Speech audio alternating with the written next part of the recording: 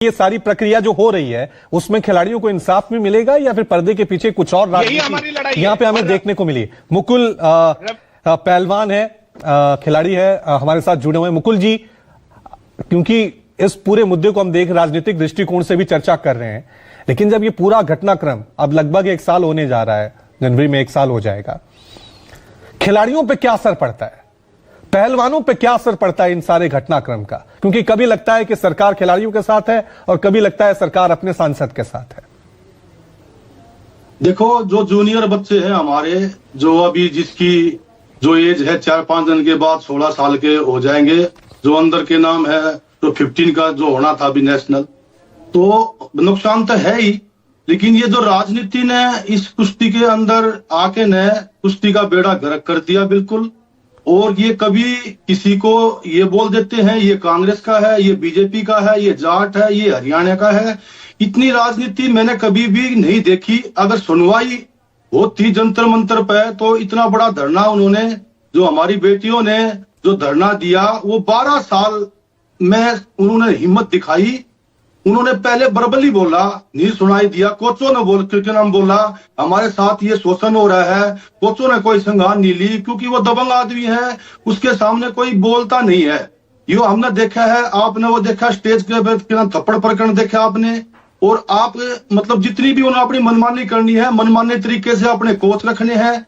और जो लड़कियां अगर नहीं मान रही है तो उसको क्या नाम कैंप से बाहर कर देना है। तो ये दबंगाई जो चल रही है ना, तो कुश्ती को नुकसान, बहुत बड़ा कुश्ती को नुकसान हो रहा है। और ऐसे ही चलता रहा तो आज 2024 में ओलंपिक है, उसमें भी मेडल आने की आस के नाम बहुत कम बची है। जितना जल्दी हो सके इसको जल्दी से जल्दी सुलझा लिया जाए। अभी निलंबित किया है, बर्खास्त नहीं किया है, अभी प्रक्रिया और लंबी चलेगी। कभी के नाम बोल देते हैं कि ये वहां से है, ये दीपेंद्र हुड्डा ने ये है वो है। अगर हमने उसके बारे में स्टेटमेंट दे दी तो ये बोल देंगे ये उसका आदमी है। अरे उन्होंने खेल को बढ़ाया, उन्होंने क्या नाम सारे अखाड़ों में कुश्ती मैच दिए। अगर यहाँ सुनवाई होती तो वे लोग संसद में क्यों क्या नाम घुसते? बेरोजगारी के ऊपर के नाम 2-4 के नाम संसद में घुस गए थे।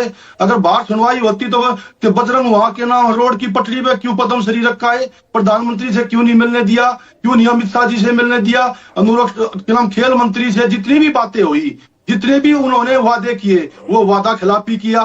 ठीक है, उन्होंने बोला कि एक महिला कैंडिडेट दे दो हमें फेडरेशन अध्यक्ष पद के लिए। उन्होंने जो अनीता सोरान का के नाम दिया और वो लड़की कॉमनवेल्थ में गोल्ड मेडल लेकर के आई हुई है। उसके बाद में फिर इन्होंने वादा खिलाफी की, फिर संजय सिंह को बना दिया। ये प्रकरण देखो, उन्होंने संन्यास ले लिया कुश्ती से। अब ये भाई बोल रहा था ब्रजभूषण ने, वो कुश्ती कब करता था भाई जो संन्यास ले लिया? लेकिन एक फेडरेशन के नाम उस पर नाम पद पे बैठा था। जो भी पहलवान अपने घर से पहलवान बन के आता है, जब वो पहले बचपन से जब पहलवानी करता है ना, 7 और 8 साल की उम्र से करता है, 20 से 30 लाख रुपए खर्चा हो चुका होता है जब वो कैंप में आता है। जब वो बाहर जाता है उसके बाद मेडल लेकर आता है, जब सरकार खर्चा देती है। तो सारे लोग बोलते हैं कि पैसे लौटाओ, नौकरी लौटाओ। क्यों भाई? ये क्या नाम मेहनत करके मिली है, उनकी माँ बाप की बदौलत मिली है, उनके गुरु की बदौलत मिली है, ना कि ब्रजभूषण ने। Olympic champion